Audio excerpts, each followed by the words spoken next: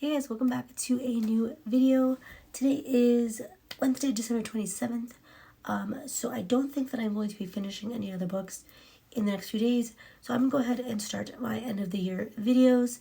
I did plan on having this done like last week, but I ended up getting sick and didn't really film anything. So I'm going to go ahead and do this now. There are a few books that I'm in the middle of, but they are longer books that I don't think I'm going to be finishing this week, so I'm gonna go ahead and film this now, like I said. So this is going to be my best reads of 2023 video. These are all originally I was gonna go through like month to month throughout the year and pick like my favorite books of the month for each month. I may end up doing that.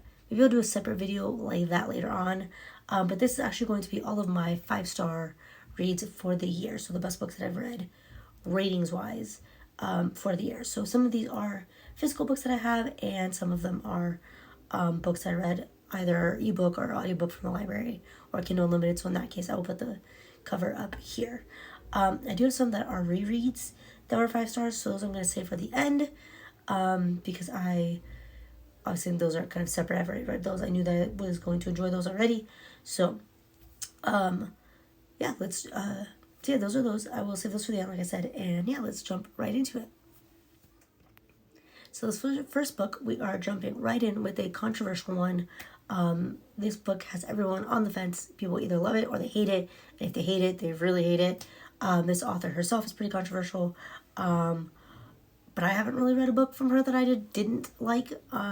And this was one that I went in not really knowing what to expect and wasn't sure how I was going to feel about it.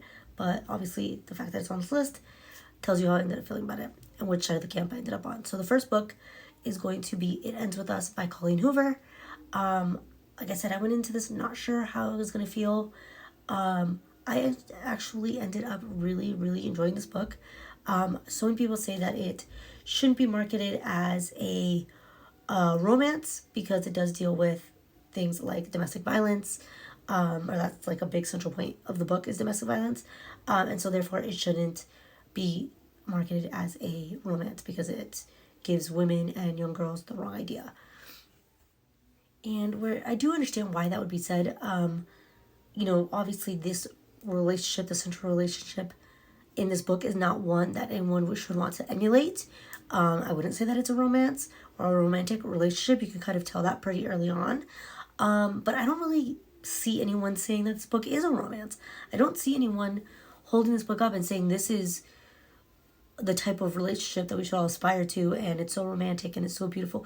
Nobody's saying that. Nobody that I've heard has said that. So I don't think that in that way that it's harmful. I think it's more harmful for books about these topics to not be written and for people to not have like examples of what these relationships look like and what these like red flags are in a relationship.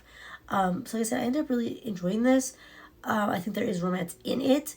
There is a secondary relationship in the book. I don't want to give it away, but there is a secondary relationship in the book, which can be construed as a romance, and then I think eventually in the next book is a romance.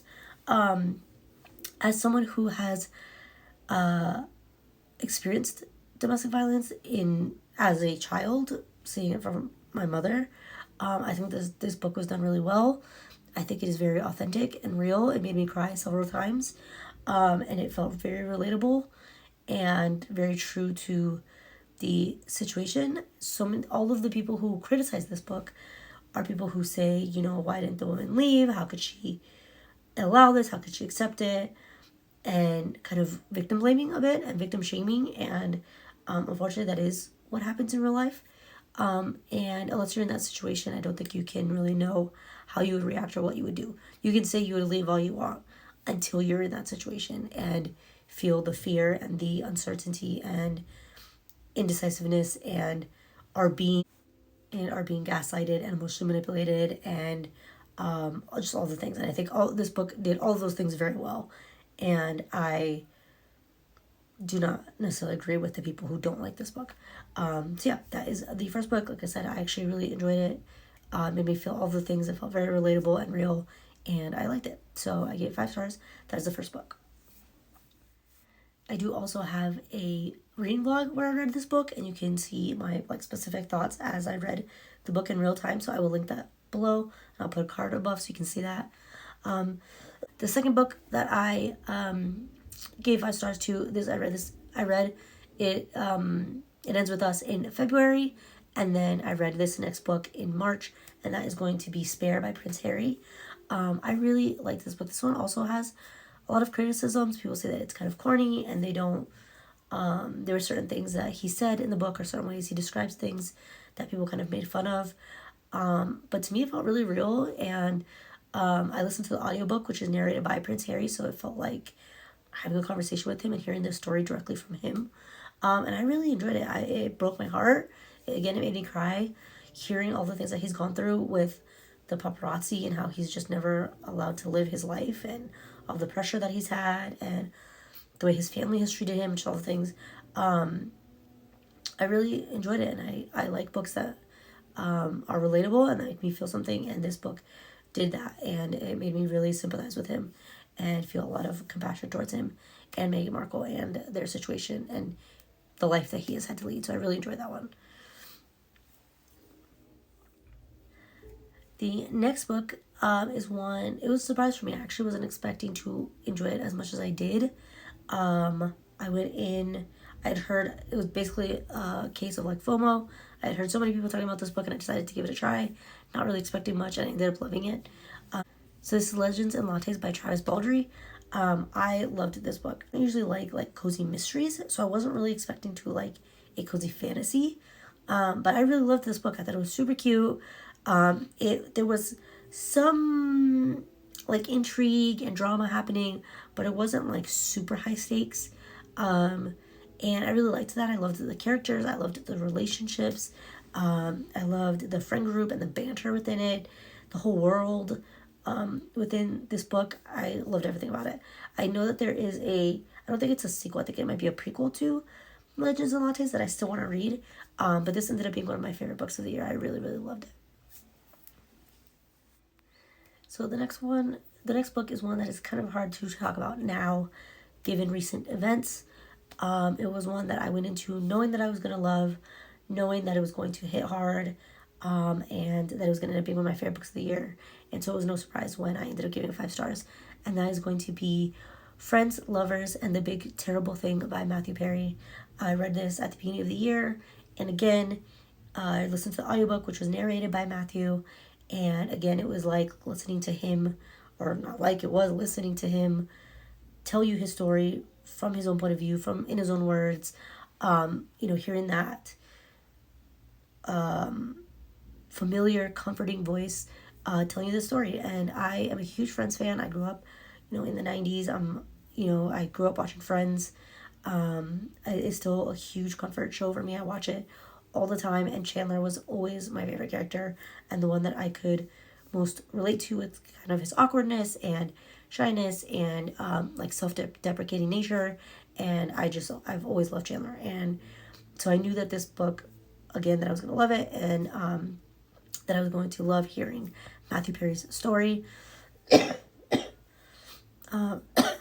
And it was just that. I loved it. It was very sad. There were parts of it that were very relatable when it comes to like mental health and anxiety and that type of thing. Feelings of abandonment, things like that. I love this book, and it was one that I will definitely listen to again and again, especially now that Matthew is no longer here with us, which was really sad, hard news to take in last month or a couple months ago when it was. So yeah, this is definitely one of my favorite books, and I definitely want to get a physical copy of it ASAP. Okay, so the next book is one that I do sort of have a physical copy of. It is The Paper Daughters of Chinatown. So this book, there are 2 versions. This version that is on my list for this year, specifically the middle grade version. I think it's a middle grade, not young adult version. This is the adult version that I have in my hand. I was sent arcs of both versions by Shadow Mountain Publishing, so shout out to them. Thank you for sending me these. This was one of my favorite books. The adult version was one of my favorite books when it came out in 2020, and then this year in 2023, the middle grade version came out. They did send me, like I said, a physical arc of it, but I think I might have given it to one of my nephews because I don't have the physical copy of that one anymore. But they are the same book, just obviously the middle grade one takes out some of the more adult themes, obviously. I've talked about this book before.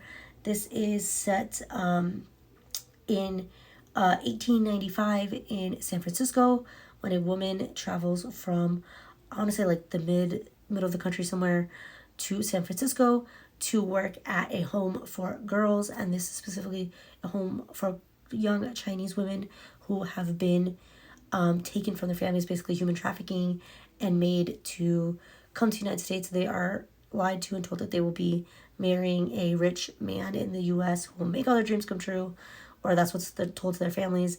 And then when they get here, they're actually sold into slavery, into turned into indentured servants, or into prostitution. And this group home, the women in this group home, have made it their mission to go and rescue these girls and take them away from these situations, basically, and bring them to this home and give them a safe place. So I read this one in 2020. It was one of my favorite books of the year, and the middle grade kids version was just as good. Obviously, there wasn't as much emphasis or detail put into the abductions, into the drug use, opium use, prostitution, violence that was done towards these women. So those kind of things were played down in the kids version, obviously, but it was still just as good, and I think a great story and a great thing for young kids to learn about, because it's obviously not something that they probably hear about in school or learn about in school, especially nowadays. So I think it's a great book for kids. So I really enjoyed that version of it, and I did give it 5 stars, so it is on this list. The next book is a one that I listened to the audiobook. I did receive an ARC of it, which I'm super lucky to have received the ARC of it. This is one of my all-time favorite authors, one that he has been on my top list for the last several years since I started reading his books. And so this year's book is In the Lives of Puppets by T.G. Klune.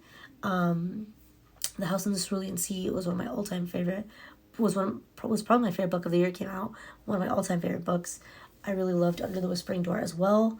In the Lives of Puppets might be my favorite of the 3. I can't decide if I like In the Lives of Puppets or The House in the Cerulean Sea more, but I will read anything and everything that T.G. Klune does. This book was so wholesome and so beautifully done, and the banter.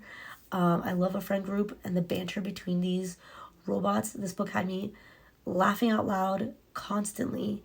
It made me cry. The father-son relationship in this book was beautiful. I loved everything about this book. Definitely, there's only one other book this year that is tied for the first spot of my favorite book of the year. It's this one and another one. I loved this book so much. And it's one that I would definitely read again. Listening to the audiobook, I highly recommend it because you get to hear the distinctive voices of the different robots, which was great and I loved. I highly recommend any book by T.J. Klune, but especially this one. The next one is actually a manga, which I don't read often, and I do need to finish this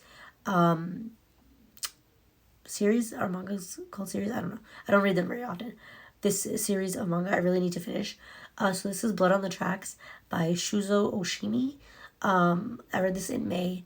I think I read the first 4 volumes, I believe. This is a horror manga based about a woman who is very overprotective of her son, and they almost have kind of a weird, almost borderline incestuous relationship, and she ends up murdering her nephew. She pushes him off a cliff because he was bullying the son. And then there's, in the second volume, there's the son ends up with a little girl that not a little girl, but a girl that he has a crush on, and kind of going into the boyfriend girlfriend stages, but then the mom kind of cuts it off, and the mom's being very weird about it. I didn't follow it, but I didn't, like I said, I haven't finished the series yet to know exactly what happens in the later books, but the art in these is beautiful. It's very creepy. You can very clearly tell this weird dynamic between the mom and the son, and the dad is just kind of clueless. And I think the story really comes through really well in the art style. And like I said, it's a beautiful art style. I definitely want to get physical copies of these. And so yeah, specifically, this is for the first one. I rated it 5 stars. The next is actually going to be 2 books in one. They are part of the same series, so I figured I would just do them both together. I read both of these in June. And I absolutely loved both of them. I gave them both 5 stars. Obviously, they're on this list. So these are going to be Empire of Storms and Tower of Dawn by Sarah J. Maas. These are books in the Throne of Glass series. These books are typically done in a tandem read, so you read them both at the same time. Both books happen during the same timeline at the same time, so a lot of people will read them at the same time to get the different perspectives and the 2 different parts of the story at the same time. So basically you go in and you mark off when to switch back and forth between the 2 books. I had never done a tandem read before. I'd never even really heard of a tandem read before. But one of my friends, or one of my coworkers, who I'm in this little book club with, was reading it at the same time, and she mentioned the tandem read, and so I decided to do it. And it was one of my favorite reading experiences I think I've ever had. I loved getting to see these 2 different things happening within this world and to these characters at the same time, and just jumping back and forth and seeing the 2 different storylines. I loved it. I highly recommend, if you're reading this series, to go ahead and do the tandem read. It can be a little confusing, and it can be hard to remember to jump back and forth, and you get so invested that right when something good is happening, it's when it's time to switch to the next book and you don't want to switch. My coworker said that there were so many times where she ended up going over and reading 2 more chapters than she was supposed to before switching.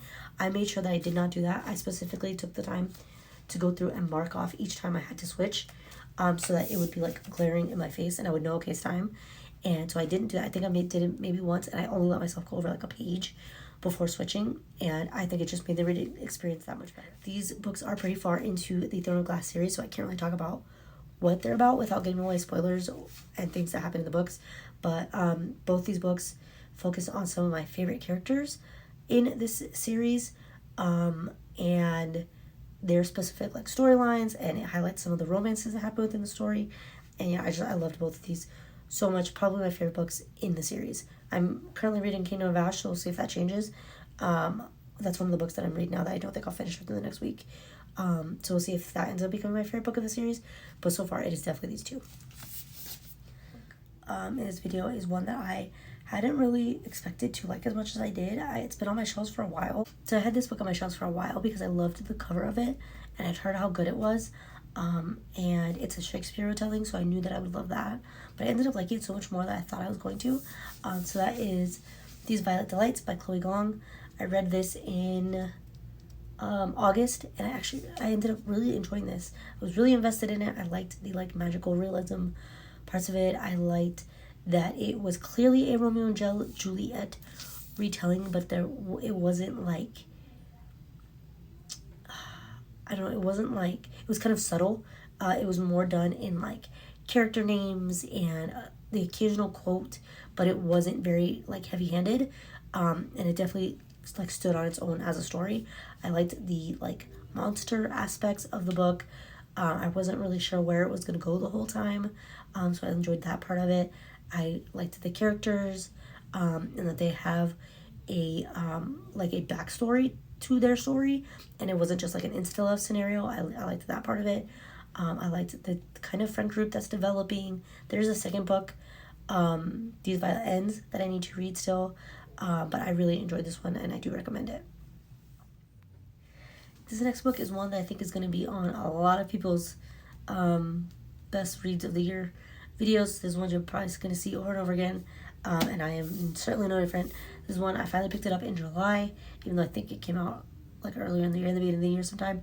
I had put it off because I wasn't sure about all the hype and if it was really going to be as good as everyone said, and it was. I don't think that it was the best book I've ever read, but it was definitely up there. It was very good. I really enjoyed it, and that is going to be Fourth Wing. I haven't really read many romantic-y books. I don't read as much fantasy anymore as I used to when I was younger, but I kept hearing so much about this book that I decided I needed to pick it up. I actually read the ebook of it, and then after I finished it, because the physical was sold out for so long, I couldn't get my hands on it, and it wasn't until after I had read the ebook from the library that I was able to get the physical copy, and I knew that I wanted it. So one day I walked into Barnes & Noble, and there was a whole display of them, and I knew I had to get it while I could. So I feel like most people have probably read this book already because it is so popular. If you have not, I don't want to give away too many spoilers, but this is about a girl named Violet who is forced into the like dragon riding academy by her mom, who is a general, and Violet has a chronic illness. I forget, it's something Danlos syndrome, Earl-Danlos syndrome, something like that, where her bones are like very brittle and like easily like breakable, and being a dragon rider is a very very physical, like physically demanding thing. And in this school, all the students are very violent, and they like outright attack each other and kill each other, and are vying for these spots to be dragon riders. And that kind of behavior is encouraged by the teachers, because you have to be strong and like fierce to be a dragon rider. Violet wants to be a scribe, basically working in like a library, but her mom is like, no child of mine is going to be a scribe. I'm the general. You have to be like a badass, basically. And so she forces her to take the test to get into the dragon riding school, and there is no failing this test. You either pass or you die. So she's basically sending her daughter to potential death. That's how the book starts out. I don't want to give anything away because you haven't read it. If you have, you know what I'm talking about. This book was really good. I really enjoyed it. I liked the romance in it. I want to compare it to something, but if I do, I feel like I'm going to be giving away spoilers, so I'm not going to do that. But I liked the romance in this. I'll just say that. This book had me on the edge of my seat. There were parts it made me cry. And I'm very excited to read the sequel. I do have Iron Flame. I just haven't started it yet. There was a reveal at the end of the book that I kind of saw coming from the beginning, but I've spoken to other people who said they did not see it coming. So a lot of people got a good like surprise at the end of the book. I really liked this one. Like I said, I don't think it's like the best book I've ever read, but it's definitely good, especially for a like YA. I don't know if it is technically a YA or not, but for this kind of book, I thought it was really well done. I'm excited to read Iron Flame. I actually have the audiobook of this from the library to listen to, so I definitely think I'm going to do that. And it is definitely one that I think I will read again, and I'm excited to read the sequel. The next book that I gave 5 stars to was one that I read in September. This was for my my favorite murder reading series that I'm going to be doing. I started it. I haven't continued it, but we'll definitely continue in 2024. I started reading all the books recommended in the My Favorite Murder podcast. And the first one that I picked up was The Stranger Beside Me by Anne Rule. I feel like that's kind of like the quintessential true crime like book that like everybody knows if you're interested into true crime, and it's one that they talk about a lot on the podcast as well, so I had to pick it up. This book was really good from the written by and from the perspective of Anne Rule, who's a real life person who worked with Ted Bundy at a like suicide prevention, like crisis prevention center, and knew Ted Bundy for like decades, I think, and ended up becoming this like true crime author. She writes or wrote, I think she's passed away now, these like suspense mystery thriller books, but she did write this nonfiction book about her experience knowing Ted Bundy, and so I read that and it was really good. There was so much about Ted Bundy in this book that I didn't know, so many like outside perspectives and things from her point of view that I hadn't heard before, and so I really like this one. And I think if you're a fan of true crime, or if you want to know more about Ted Bundy's story, this is definitely one to pick up and read from the perspective of someone who actually knew him, which I think is really interesting. The next book is an audiobook that I listened to, and this is called Shoot Like a Girl by Mary, I think it's Jenkins Hagar. I'll put the cover up here. I read this in November. I did a buddy read with one of my friends for this one. This is about a woman who was in the Air Force, I believe. For a part of her career, she was in the military, and this is like her story about her time in the military.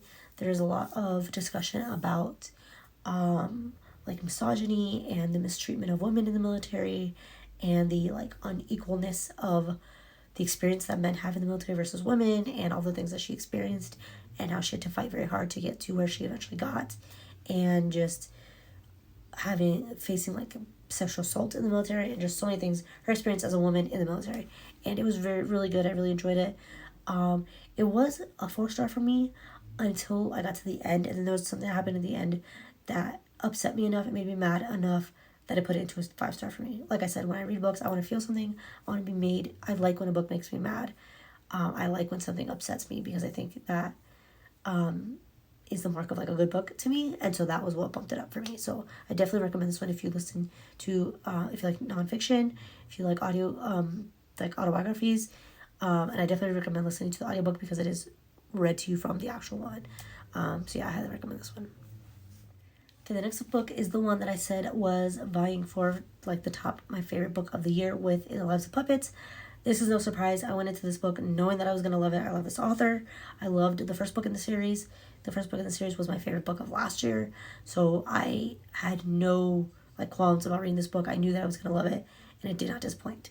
And that is Dark Air by C.S. Pacat. I've heard people criticize Dark Rise, which is the first book in the series, and like this I think it's going to be a trilogy in general, and I do not understand. Yes, the first part of the book, both books were a little slow. This one I think was definitely better than the first one, because there's not so much like backstory and having to do the world building and everything. You already know the characters, you already know the world, you already know what's happening in this one, so I think that makes for a better book. But the first one was still so good. Yes, the first like 30-40% of the book are a little slow, but then it takes off and it is so good. I love the characters in this book, like the morally great characters, the friend dynamics, the romance that is happening. I am not someone who likes slow burn. I want to get to the point. I don't like the like longing and like hand holding being like the height of romance. I don't like that kind of thing. Like, just get to the point. This C.S. Pacat is where that is not true. The slow burn she has, the way she ramps up the tension, like the sexual tension, and just the like longing and the emotions within the characters, and the occasional, like the way they just occasionally come together to have these moments, it is perfect. I love it so much. And this book has so much of that. There's so much like innuendo and just the sexual tension. Like, it is so good. She like takes YA and takes it right like to the cusp of like how far can I go with it still being YA. And I love it. The magic in this I love. Like I said, the characters I love. The main character, Will, I love. I just love everything about this series. The last 70 pages of this book made me cry. They made me happy. I went from like elation to utter devastation in literally one page, within the span of like a few paragraphs. I went from the high to like low, sobbing my eyes out. I love this book so much. And again, I can't decide if I love this one more than In the Lives of Puppets. Right now I'm leaning more towards this, but that could be because I just finished this last week and I read In the Lives of Puppets months ago. So it just might be that this was more recent and more like fresh in my brain. But I love both these books so much, and this is, again, definitely a contender for my favorite book of the year. Now we're going to come to the rereads. I have two series of rereads that I didn't want to really include in the main part of the video because, again, they're rereads. I knew that I was going to love them. So the first one is this series by Nora Roberts. This is an old series. I think these came out in like the 90s, maybe early 2000s. This is the Blood Brothers series. I forget what the actual name of the series is. Does it say?